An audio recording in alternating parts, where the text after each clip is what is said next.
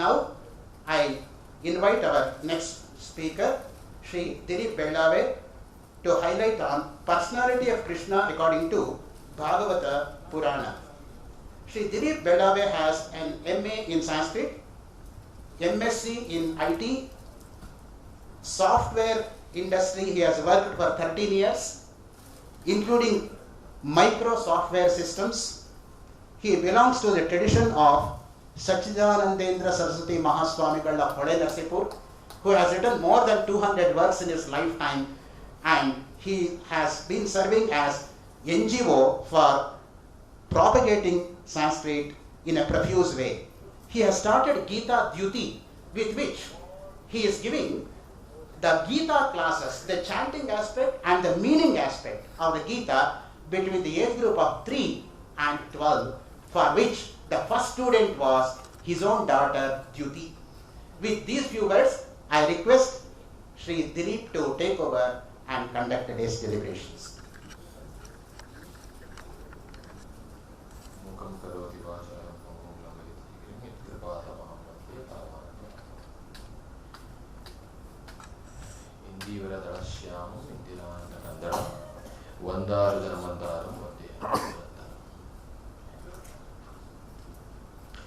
निगमकल्पतरोर्गलितं फलं शुकमुखादमृतरसंयुतं पिबत भागवतरसमालयं मुहुरहो रसिका भुवि भावुकाः. We have just now heard how Indian culture can make a man, wherever he is in the universe, come back to his roots, okay, and say, this is not just what I should only possess, this everybody has to have. That's Indian culture for us, and the most important aspect of our Indian culture, though many of us, I'm sure, wouldn't have devoted much time to this particular aspect, is the liberation from misunderstanding, misconception. That is, ಅಜ್ಞಾನದಿಂದ ಬಿಡುಗಡೆ ಅಂತ ಏನು ಹೇಳ್ತೀವಿ, ಮೋಕ್ಷ ಅಂತ ಏನು ಹೇಳ್ತೀವಿ, ಅದು ನಮ್ಮ ಭಾರತೀಯ ಸಂಸ್ಕೃತಿಯ ಒಂದು ಅತ್ಯಂತ ಶ್ರೇಷ್ಠವಾದ, ಅತ್ಯಂತ ಪ್ರಮುಖವಾದ, ಬೇರೆ ಎಲ್ಲ ಜಾತಿಗಳಲ್ಲಾಗಲಿ, ಮತಗಳಲ್ಲಾಗಲಿ, ಧರ್ಮಗಳಲ್ಲಾಗಲಿ ನಮ್ಮ ಸಂಸ್ಕೃತಿಯಲ್ಲಿ ಹೇಳಿರೋ ವಿಚಾರ ಒಂದೇ ಬರುತ್ತೆ, ಬರದೇನೂ ಇಲ್ಲ. It's not just exclusive for our religion. That is, if we want to call it Hindu religion. But what is really exclusive is this, the concept of moksha, liberation. Liberation after the death of a person, and once he dies from the body and gets liberated. No, that's not what is called actual liberation. Liberation when you are here very much with the soul and really consciousness. ನಾವು ಈ ದೇಹದಲ್ಲಿ ಇನ್ನು ಪ್ರಾಣ ಇದ್ದಾಗ ಯಾವ ಒಂದು ಅಜ್ಞಾನದಿಂದ ಬಿಡುಗಡೆ ಹೊಂದ್ತೀವಿ, ಇದಕ್ಕೆ ಮೋಕ್ಷ ಅಂತ ಹೆಸರು ಕೊಟ್ಟಿದ್ದಾರೆ ಭಾರತೀಯ ತತ್ವಜ್ಞಾನಿಗಳು. ಈ ಮೋಕ್ಷ ಗ್ರಂಥ ಏನಿದೆ, ಈ ಮೋಕ್ಷ ಶಾಸ್ತ್ರ ಏನಿದೆ, ಈ ಮೋಕ್ಷ ಶಾಸ್ತ್ರ ಅನ್ನೋದು it needs to be acquired, which is very important. Doesn't come automatically, ಹಾಗೆ ಬರೋದಿಲ್ಲ ಅದು. ಸೊ ಅದರಿಂದ ಈ ಮೋಕ್ಷ ಶಾಸ್ತ್ರ ಅಂತ ಏನಿದೆ, ಇದಕ್ಕೆ lot of effort has to go in, and that person who really wants to acquire this, the moment he thinks that I need to get liberated, he is put on the highest possible respected society in India and worldwide. ಮುಮುಕ್ಷುವಿಗೆ, ಮೋಕ್ಷಜ್ಞ ಬ್ರಹ್ಮಜ್ಞಾನಿ ಆದವನು ಬೇರೆ ವಿಷಯ, ಮುಮುಕ್ಷುವಿಗೆ ಎಷ್ಟು ನಮ್ಮ ಸಂಪ್ರದಾಯದಲ್ಲಾಗ್ಲಿ ಇಡೀ ಪ್ರಪಂಚದಾಗಲಾಗ್ಲಿ ಅವರಿಗೆ ಒಂದು ಸಮಾಜ ಗೌರವ ಕೊಡುತ್ತೆ ಅಂತಂದ್ರೆ ಕಾರಣ ಇಷ್ಟೇನೆ, ಬಹಳ ಸರಳವಾದ ಕಾರಣ ಇದು. ಮೋಕ್ಷ ಬೇಕು ಅಂತ ನಮ್ಮಲ್ಲಿ ಅನೇಕರಿಗೆ ಅನಿಸೋದಿಲ್ಲ. Because we are again having misconception about moksha. ಮೋಕ್ಷ ಅಂದ್ರೆ ಏನು? ಮರಣಾನಂತರ ನಮ್ಮ ಆತ್ಮನು ಈ ನಾವು ಚಲನಚಿತ್ರಗಳಲ್ಲಿ ಅಥವಾ ದೃಶ್ಯ ರೂಪಗಳಲ್ಲಿ ನೋಡ್ತಾ ಇರ್ತೇವೆ, ಜ್ಯೋತಿ ದೇಹದಿಂದ ಹೋಗುತ್ತೆ ಮಹಾನುಭಾವರಿಗೆ, ಹೋಗಿ ಆ ಎದುರುಗಡೆ ವಿಗ್ರಹ ಇದ್ರೆ ಅದರಲ್ಲಿ ಐಕ್ಯ ಆಗುತ್ತೆ. That is what we call ಮೋಕ್ಷ. ಇಲ್ಲ, ಹಾಗೇನು ಇಲ್ಲ, ಖಂಡಿತ ಅಲ್ಲ, ಅದು ಮೋಕ್ಷ ಅಲ್ಲ. ಅದು ಮೋಕ್ಷ ಅಂತಂದ್ರೆ ನಾವು ಇರುವಾಗಲೇ ನಾವು ಪ್ರಪಂಚವನ್ನೆಲ್ಲ ಸರಿಯಾಗಿ ತಿಳ್ಕೊಳ್ಳೋಕೆ ಪ್ರಯತ್ನ ಮಾಡ್ತಾ ಇರ್ತೀವಿ. ನಮ್ಮ ಸಚ್ಚಿದಾನಂದ ಸ್ವಾಮಿಗಳು, ನಮ್ಮ ಗುರುಗಳು, ಒಂದು 1923ರಲ್ಲಿ ಅಧ್ಯಾತ್ಮ ಪ್ರಕಾಶ ಅಂತ ಒಂದು ಪತ್ರಿಕೆ ಪ್ರಾರಂಭ ಮಾಡಿದ್ರು. ಅದರಲ್ಲಿ ಫಸ್ಟ್ ಸಂಪಾದಕೀಯದಲ್ಲಿ ಬರೆದ್ರು, ದೇವಮೇರು ಅಸುರ ಮೇರುಗಳನ್ನಾದರೂ ಮನುಷ್ಯರು ತಿಳಿಯೋದಕ್ಕೆ ಇಷ್ಟಪಡುತ್ತಾರೆ. ಸಮುದ್ರದ ಒಳಗಡೆ ಸಬ್ಮೆರೀನ್ ಯೂಸ್ ಮಾಡಿಕೊಂಡು ಒಳಗಡೆ ಏನಿದೆ ಅಂತ ಕಾಣುತ್ತಾರೆ. ತುಂಬಾ ಆಕ್ಸಿಜನ್ ಇಟ್ಕೊಂಡು ಚಂದ್ರಲೋಕ, ಈಗ ಬಹುಶಃ ಮಂಗಳ ಗ್ರಹ ಎಲ್ಲನೂ ಹೋಗ್ತಾರೆ. ಆದ್ರೆ ಮನುಷ್ಯ ಮಾಡ್ಲಿಕ್ಕೆ ಆಗದೇ ಇರೋದು ಏನಪ್ಪಾ ಅಂತಂದ್ರೆ ತನ್ನ ಬಗ್ಗೆ ಯೋಚನೆ ಮಾಡಿಕೊಂಡು ತನ್ನನ್ನು ತಾನು ಸರಿಯಾಗಿ ಅರ್ಥ ಮಾಡಿಕೊಳ್ಳುವುದು. ಇದು ಮನುಷ್ಯನಿಗೆ ಆಗದೇ ಇರತಕ್ಕಂತಹ ವಿಚಾರ. ಆದ್ರಿಂದ ಇದು ಆಗಬೇಕಿದ್ರೆ, and this is what is very essential, ಇದು ಆಗಬೇಕಿದ್ರೆ ನಮಗೆ ಗುರುವಿನ ಮಾರ್ಗದರ್ಶನ ಬೇಕು. ಅಂತಹ ಗುರು ಅವನೇನು ಮಾಡ್ತಾನೆ ಅಂತಂದ್ರೆ, ನಮಗೆ ನನ್ನ ರಮಣ ಮಹರ್ಷಿಗಳನ್ನ ನೋಡಿದವರು, ನಾವು ನೋಡಿದವರಲ್ಲ, ರಮಣ ಮಹರ್ಷಿಗಳನ್ನು ನೋಡಿದವರು ಹೇಳ್ತಾ ಇರ್ತಾರೆ ಏನಂತಂದ್ರೆ, ರಮಣ ಮಹರ್ಷಿಗಳ ಹತ್ರ ಹೋಗಿ ಯಾರಾದ್ರೂ ಕೂತ್ಕೊಂಡು ಈಗ ನಮಗೆ ಉಪದೇಶವಾಗಬೇಕು ಅಂದ್ರೆ ಅವ್ರು ಸುಮ್ಮನೆ ಇರ್ತಾ ಇದ್ರಂತೆ, ಏನು ಮಾತಾಡ್ತಾ ಇರ್ಲಿಲ್ಲಂತ. ತುಂಬಾ ಹೊತ್ತಾದ್ಮೇಲೆ ಆಯ್ತು ನೀವು ಹೋಗ್ಬೋದು ಅಂತ. ಏನು ಉಪದೇಶ ಮಾಡೋದು, ಇಷ್ಟೊತ್ತು ನಾನು ಮಾಡಿದ್ದು ಉಪದೇಶವೇ, ನೀವು ಅರ್ಥ ಮಾಡ್ಕೊಳ್ಬೇಕು ಅಂತ. ಸೊ ಈ ಮೌನ ಏನಿದೆ, ಬಿಕಾಸ್ ಯಥೋ ವಾಚೋ ನಿವರ್ತಂತೆ ಅಪ್ರಾಪ್ಯ ಮನಸಾ ಸಹ, ಈ ಮೋಕ್ಷವನ್ನ ನಾವು ತಿಳಿದುಕೊಳ್ಳಬೇಕಿದ್ದರೆ ಆ ಮೋಕ್ಷಕ್ಕೆ ವಸ್ತು ಯಾವುದು ಅಂತಂದ್ರೆ ಪರಮಾತ್ಮನನ್ನ ತಿಳಿದುಕೊಳ್ಳುವುದು ಅಂತ ಹೇಳಿ. ಆತ್ಮ ಅಂದ್ರೆ ನಾವೇ. ಇವಾಗ ಸಂಸ್ಕೃತದ ಬಗ್ಗೆ ತುಂಬಾ ಹೇಳಿದ್ರು, ಅದು ನಿಜವಾಗ್ಲೂ ಅತ್ಯಂತ ಅವಶ್ಯಕತೆ ಇದೆ. ಯಾಕಂದ್ರೆ ನೋಡಿ, ಎರಡು ಬೇಸಿಕ್ ಟರ್ಮ್ ಇದೆ, ಅದು ಸಂಸ್ಕೃತದಲ್ಲಿ ಅನ್ಫಾರ್ಚುನೇಟ್ಲಿ ಅಂದ್ರೆ ನಮ್ಗೆ ಯಾರಿಗೂ ಗೊತ್ತಿಲ್ಲ. ಅದೇನು ಅಂತಂದ್ರೆ ಒಂದು ಆತ್ಮ, ಇನ್ನೊಂದು ಪರಮಾತ್ಮ ಅಂತ. ಆತ್ಮ ಅಂದ್ರೆ ಬೇರೆ ಏನೂ ಇಲ್ಲ, ಆತ್ಮನ್ ಅಂತ ಅದು ಶಬ್ದ, ನಾನು ಅಂತಷ್ಟೇ, ಬೇರೆ ಏನೂ ಇಲ್ಲ. ಪರಮ ಆತ್ಮ ಸಚ ಎನ್ಲೈಟೆಂಡ್, ಹೈಲಿ ಎನ್ಲೈಟೆಂಡ್ ಸೌಲ್ ಅಂತ. ಆತ್ಮ ಬೇರೆ ಪರಮಾತ್ಮ ಬೇರೆ ಅಂತೆಲ್ಲ ಏನೂ ಇಲ್ಲ. ಸೊ ಹೀಗಾಗಿ ಇಂಥ ಸಂಸ್ಕೃತ ಸಣ್ಣ ಸಣ್ಣ ನಾವು ಪದಗಳನ್ನು ಕೂಡ ಅರ್ಥ ಮಾಡಿಕೊಳ್ಳದೆ ಇರುವಾಗ ನಾವು ಮೋಕ್ಷಕ್ಕೆ ಹೋಗ್ತೀವಿ. ನಮ್ಮ ಸಂಸ್ಕೃತಿಯನ್ನ ನೋಡಿ, ಸಂಸ್ಕೃತಿ SAMSKRIT ಐ ಅಲ್ಲ, SAMSKRIT ತೆಗೆದುಬಿಡಿ, ಉಳಿಯೋದು ಐ, ದಟ್ ಈಸ್ ಇಗ್ನೋರೆನ್ಸ್ ಅಂತ. Without sanskriti is ignorance. So ಹಾಗಾಗಿ ಸಂಸ್ಕೃತವನ್ನು ನಾವು ಏನು ಕಲಿಬೇಕು ಅಂತ ನೋಡ್ತಾ ಇದ್ದೇವೆ, ಅದು ತುಂಬಾ ಪ್ರಾಥಮಿಕ ಮಟ್ಟ ಆಯಿತು. ಆಕ್ಚುಲಿ ಇವತ್ತು ಇಲ್ಲಿ ನಾವು ನ್ಯಾಷನಲ್ ಕಾನ್ಫರೆನ್ಸ್ ಅಂತ ಏನು ಮಹಾಪುರಾಣಗಳ ಬಗ್ಗೆ ಕರೆದಿದ್ದೀವಿ, ಇವತ್ತು ಅದನ್ನ ಒಂದು ಹಂತದಲ್ಲಿ ದಾಟಿ ಮುಂದೆ ಬಂದ್ರೆ ನಮಗೆ ಕಾಣಿಸ್ತಿರ್ತಕ್ಕಂಥದ್ದು ಸಂಸ್ಕೃತಿಯ ಒಂದು ಪರಮೋಚ್ಚ ಕಲ್ಪನೆ. ಆ ಸಂಸ್ಕೃತಿಯ ಪರಮೋಚ್ಚ ಕಲ್ಪನೆಯನ್ನ ಅತ್ಯಂತ ಸಾಧಾರಣವಾಗಿರತಕ್ಕಂತಹ ಜನರಿಗೆ ಹೇಳತಕ್ಕಂಥ ಒಂದು ಅದ್ಭುತ ಕೆಲಸಗಳನ್ನ ನಮ್ಮ 18 ಪುರಾಣಗಳು ಮಾಡಿವೆ. ವೇದದಲ್ಲಿರೋದೇ, ಉಪನಿಷತ್ತಿನಲ್ಲಿ ಇರೋ ವಿಚಾರವೇ, ಭಗವದ್ಗೀತೆಯಲ್ಲಿ ಬಂದಿರತಕ್ಕಂತಹ ತತ್ವವೇ ಇದು, ಮಹಾಭಾರತ ರಾಮಾಯಣ ಎಲ್ಲ ಗ್ರಂಥಗಳಲ್ಲಿರೋ ತತ್ವವೇ. ಆದ್ರೆ ಇದನ್ನ ಪುರಾ ಅಪಿ ನವಂ, ತುಂಬಾ ಹಿಂದೆ ಬರೆದಿದ್ರು, ಅದು ಹೊಸದಾಗೆ ಇರುತ್ತೆ, ಯಾವಾಗ್ಲೂ ಓದ್ತಾ ಇತ್ತು. ಅಂತಹ ಒಂದು ತತ್ವವನ್ನ, ವೇದವನ್ನ, ಉಪನಿಷತ್ತನ್ನ ನಮ್ಮಲ್ಲಿ ಎಷ್ಟು ಜನ ಓದಿದ್ದೀವಿ? ಯಾರು ಓದೇ ಇಲ್ಲ ಅಂತ ನನ್ನ ಭಾವನೆ. ಯಾಕಂದ್ರೆ ಒಂದು ವೇದ ಓದಲಿಕ್ಕೆ ಇಂದ್ರನಿಗೆ ಟೈಮ್ ಸಾಕಾಗಲಿಲ್ಲ. ಆದ್ರಿಂದ ಇನ್ನು ನಮ್ಮಂಥವ್ರ ಗತಿ ಏನು? ಅದರಿಂದ ಇವ್ರು ಏನ್ ಹೇಳಿದ್ರು ಅಂದ್ರೆ, ಯಾರಿಗೆ ವೇದ ಉಪನಿಷತ್ತುಗಳು ಓದಲಿಕ್ಕೆ ಅಥವಾ ಅರ್ಥ ಮಾಡಿಕೊಳ್ಳಲಿಕ್ಕೆ ಸಂಸ್ಕಾರ ಇರುವುದಿಲ್ವೋ ಅಂತಹವರಿಗೋಸ್ಕರ ಪುರಾಣಗಳು, 18 ಪುರಾಣಗಳು. ಬಹಳ ಚೆನ್ನಾಗಿ ಹೇಳಿದ್ರು. ಈಗ ಹೇಳಿದ್ರು 2ನೇ ಕ್ಲಾಸಿಂದ ಕಥೆ ಹೇಳ್ತಾರೆ ಮಕ್ಕಳಿಗೆ ಅಂತ, ನಮ್ಮ ರಂಗನಾಥ್ ಅವರು ಅದನ್ನೇ ಹೇಳಿದ್ರು. ಹೌದೌದು, ಕಥೆಯ ಮೂಲಕವೇ ತತ್ವ ಹೇಳುವುದು ಸರಿಯಾದ ಪದ್ಧತಿ. ಅದನ್ನು ಮಾಡಿರೋ ಅತ್ಯಂತ ಶ್ರೇಷ್ಠ ಗ್ರಂಥಗಳಲ್ಲಿ ಪುರಾಣಗಳೇ ಪ್ರಥಮವಾದದ್ದು. ಕಥೆಯ ಮೂಲಕ ಮಾತ್ರವೇ ತತ್ವ. ನೀವು ಇಡೀ ಪುರಾಣವನ್ನ ಫಿಲ್ಟರ್ ಮಾಡಿದ್ರೆ, ಪುರಾಣಗಳನ್ನ, ಬಹುಶಃ ಇದೊಂದು ಭಾಗವತ 18,000 ಶ್ಲೋಕಗಳಲ್ಲಿ ಒಂದು 1,800 ಶ್ಲೋಕ ಸಿಗುತ್ತಾ ಅಷ್ಟೇ, ಅದಕ್ಕಿಂತ ಹೆಚ್ಚು ತತ್ವ ಇಲ್ಲ. ಆದ್ರೆ ಆ ಕಥೆಯ ಮೂಲಕವಾಗಿ ಭಾಗವತದಲ್ಲಿ ಯಾವ ತತ್ವವನ್ನು ಹೇಳಿದ್ದಾರೆ, ಅದರಲ್ಲಿ ಹಂಸಕ್ಷೀರ ನ್ಯಾಯವನ್ನ ಪ್ರಯೋಗ ಮಾಡತಕ್ಕಂಥದ್ದು ಮಾತ್ರ ಅದು ವಿವೇಚನೆಯುಳ್ಳವರಿಗೆ ಬಿಟ್ಟದ್ದು. ಇವತ್ತು ನಮಗೆ ಕೊಟ್ಟಿರ್ತಕ್ಕಂಥ ವಿಷಯ ಕೃಷ್ಣ ತತ್ವ ಇನ್ ಭಾಗವತ ಅಂತ ಹೇಳಿ. ಕೃಷ್ಣ ತತ್ವ ಭಾಗವತದಲ್ಲಿ ಏನು ಅಂತಂದ್ರೆ ಬಹಳ ಅಗೇನ್ ಸರಳವಾಗಿದೆ. ಅದು ಏನು ಕನ್ಫ್ಯೂಷನ್ ಏನು ಅಲ್ಲಿ ಅವಕಾಶ ಇಲ್ಲ. ಯಾಕೆಂದ್ರೆ ಕೃಷ್ಣ ಮಹಾವಿಷ್ಣುವಿನ 8ನೇ ಅವತಾರ. DVG ಅವರು ಬರೀತಾರೆ, ರಾಮಾಯಣವನ್ನು ಓದೋದು, ಮಹಾಭಾರತವನ್ನು ಓದೋದು, ಭಗವದ್ಗೀತೆಯನ್ನ ಅಥವಾ ಭಾಗವತವನ್ನು ಮುಖ್ಯವಾಗಿ ನೋಡೋದು 2 ದೃಷ್ಟಿ. ಒಂದು, ಭಗವಂತ ವೈಕುಂಠದಿಂದ ಇಳಿದು ನಮ್ಮ ಹತ್ತಿರ ಬಂದು ನಮ್ಮ ರೀತಿ ನಡ್ಕೊಂಡ, ಅದು ಅನುಗ್ರಹ ದೃಷ್ಟಿ. ಇನ್ನೊಂದು, ಸಾಧಾರಣವಾದ ಒಬ್ಬ ರಾಜಕುಮಾರ ದೈವತ್ವಕ್ಕೆ ಏರಿ ಅವನೇ ಭಗವಂತ ಅನ್ನಿಸ್ಕೊಂಡ, ಇದು ಅರ್ಹತಾ ಸಂಪಾದನೆಯ ದೃಷ್ಟಿ ಅಂತ. ಇದೆಲ್ಲ ಯಾರಿಗೆ ಇದನ್ನು ಹೇಳಬೇಕು ಅಂತಂದ್ರೆ, ಒಂದು ಮೆಟ್ಟಿಲು ಮುಂದೆ ಹೋಗೋಣ. ಅದನ್ನೇ ನಾವು ನಮ್ಮ ಈ ಪೇಪರ್ ಕೊಡಿ ಅಂತ ಹೇಳಿದ್ರು, ಅದರಲ್ಲಿ ಸ್ವಲ್ಪ ಕಾವ್ಯಮಯವಾಗಿ ಮೊದಲು ಪ್ಯಾನ ಬರೆದ್ಬಿಟ್ಟಿವಿ. ಅದನ್ನು ಓದಿ ಮುಂದಕ್ಕೆ ನಾನು 10 ನಿಮಿಷ ಅದಕ್ಕೆ ವಿಚಾರಕ್ಕೆ ಮಾತಾಡಲಿಕ್ಕೆ ಪ್ರಯತ್ನ ಮಾಡ್ತೇನೆ.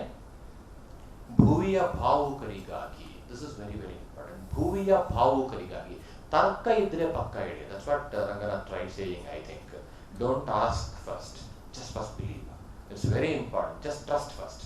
ದಟ್ಸ್ ಭುವಿಯ ಭಾವುಕರಿಗಾಗಿ, ಭಕ್ತಿಯ ರಸಪಾನದಲ್ಲಿ ಮಗ್ನರಾದ ರಸಿಕರಿಗಾಗಿ. Why we have written this, I come to that very soon.